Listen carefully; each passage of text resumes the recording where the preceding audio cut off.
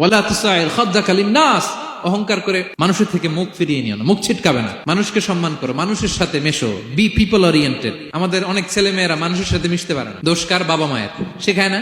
একটা সময় আমাদের মনে আছে, ছোটবেলায় মেহমান আসলে আমরা এত খুশি হইতাম, মেহমানের কাছে যাইতাম, সূরা শোনাইতাম, কবিতা শোনাতাম, এটা খেলতাম, ওইটা করতাম, যাওয়ার সময় আমাদেরকে টাকা দিয়ে যেত, হায় রে খুশি।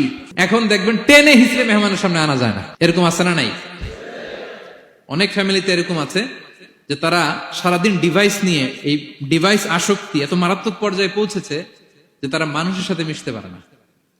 এই পাবলিক ওরিয়েন্টেশনটা অনেকের নাই, পিপল ওরিয়েন্টেশন নাই।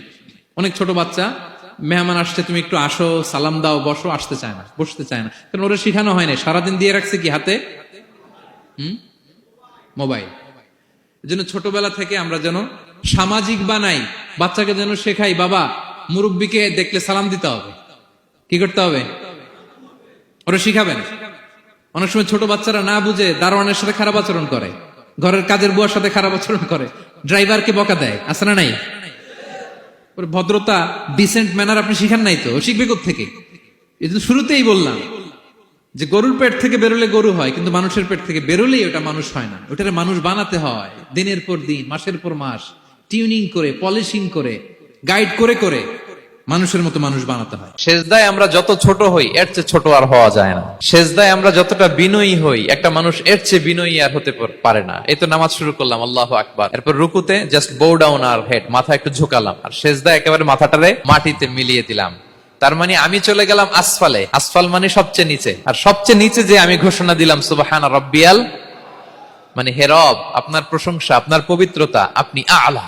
আল্লাহ, আমি আর নিজেকে এর চেয়ে তুচ্ছ করতে জানি না, এর চেয়ে ছোট আর করতে পারি না। আমি আমার নিজেকে উজাড় করে দিলাম, সবচেয়ে ছোট, তুচ্ছ, নগণ্য করে আপনার সামনে উপস্থাপন করে আমি ঘোষণা দিচ্ছি সুবহান রাব্বিয়াল আলা। পবিত্রতা সেই রবের যিনি আলা, সর্বোচ্চ। সুবহানাল্লাহ পড়েন। তাহলে সিগনিফিকেন্সটা বুঝতে পারছেন কেন বিষ্ণু ইসলাম এটা পড়তেন সুবহান রাব্বিয়াল আলা? কারণ আমি থাকি সবচেয়ে আসফালে, নিচে, আর তখন আমি ঘোষণা দেই glory be to Allah the most high, the most high, the most high, আলা। আল্লাহ, আমি একেবারে নিচে, কিন্তু তুমি হচ্ছে আলা। মজার ব্যাপার হচ্ছে, সেজদায় আপনি যত নিচেই থাকেন না কেন, মাথা নাক নিচু করে ফিসফিস করে যাই বলেন না কেন, এটা মুহূর্তে আল্লাহর আরশে চলে যায়। আপনি নিচু হবেন, কিন্তু কথা চলে যাবে আল্লাহর আরশে। এজন্য বিষ্ণু ইসলাম বলতেন, মান তাওয়াদা তারাফা, যে নিচু হয় আল্লাহ তারে টেনে উপরে উঠায়। আপনি সেজদা দেওয়া মানে কি? নিচু হওয়া, ছোট হওয়া। তো বিষ্ণু ইসলাম বলেছেন, বেশি বেশি সেজদা দাও, তাহলে আপনার মর্যাদা সম্মান বাড়াই দিবে কে? যাদের হৃদয়ে আছে আল্লাহর ভয়, তারা কবু পথ ভুলে যায় না। আল্লাহর প্রেম ছাড়া এই দুনিয়া কারো কাছে কোনো কিছু চায় না। রাতের আধারে যারা সেজদাতে রয়, দু চোখের শ্রুতে নদী যেন বয়।